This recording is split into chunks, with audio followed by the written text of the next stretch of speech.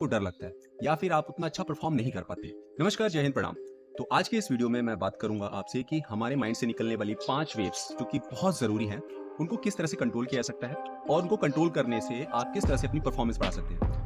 मैं अच्छे से जानता हूँ और मुझे उम्मीद है कि आप में से बहुत से लोग बहुत मेहनत करते हैं, लेकिन उसके बाद भी जब रेस में जाते हैं तो आपको डर लगता है या फिर आप उतना अच्छा परफॉर्म नहीं कर पाते। तो सबसे पहले समझते हैं ऐसा होता क्यों है? क्योंकि हम जो भी देख रहे हैं, जैसे हमारी जो 5 ज्ञान इंद्रियाँ हैं, जैसे देखना, सुनना, सूंघना, छूना, इसी से हमारे शरीर को, हमारे माइंड को पता चलता है कि चीज़ सामने क्या है। मान लीजिए एक रस्सी है, अंधेरे में पड़ी है और मैं आपको सांप बोलूँ, तो आप उसे सांप समझ के डर जाएँगे, जबकि वो सांप है नहीं। तो आपने उसको फ़ील करा, उसकी एक इमेज जनरेट करी। तो ये सब हमारे माइंड में होता है। हमारे माइंड में 5 तरह की वेव्स होती हैं, अल्फा, बीटा, थीटा, गामा और एक होती है थीटा।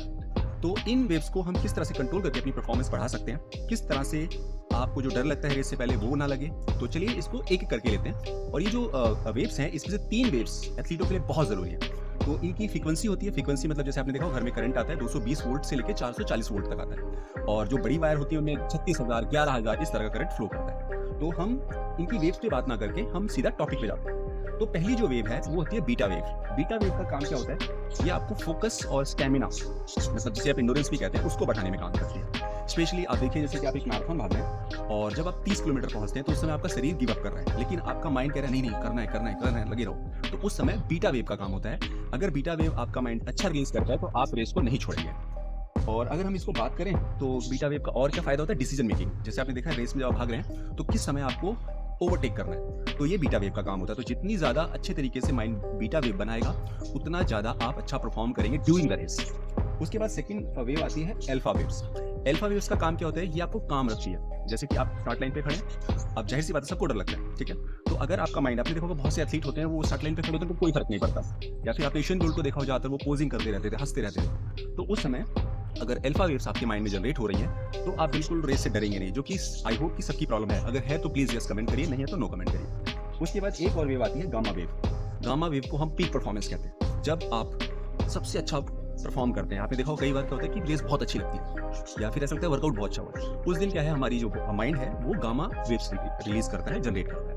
और हम इसमें एक और वेव को जोड़ सकते हैं, डेल्टा। डेल्टा वेव्स रिकवरी में बहुत हेल्प करती है। आपने देखा होगा जब आप आके लेट जाते हैं तो आपकी बॉडी रिकवर कर जाती है, क्योंकि उसमें माइंड रिलैक्स करके डेल्टा वेव्स रिलीज करता है। तो अब हम इनको जानते हैं कि भाई इन वेव्स को हम किस तरीके से जनरेट कर सकते हैं, किस तरीके से हम इन पे कंट्रोल कर सकते हैं कि जो हम सोच रहे हैं वही हो।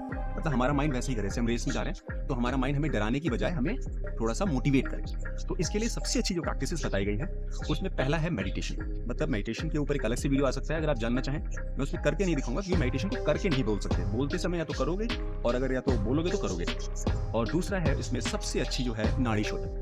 तो नाड़ी शोधन हो गया, जिसे हम प्राणायाम कह देते हैं, लेकिन वो प्राणायाम नहीं है। दूसरा हो गया आपका मेडिटेशन, और तीसरा इसमें कुछ खाने भी होते हैं, तो वो खाने भी अगले वीडियो में कवर करेंगे। तो अगर आप जानना चाहते हैं तो इन वेव्स को कैसे कंट्रोल करें और इसके बारे में और पढ़ना भी चाहें तो 5 waves of human mind Google पे लिखेंगे, आ जाएगा। उम्मीद है वीडियो पसंद आया। अगर पसंद आया तो लाइक, कमेंट और शेयर करना मत भूलिए। जब तक अगला वीडियो आता है, take care, keep running. Thank you.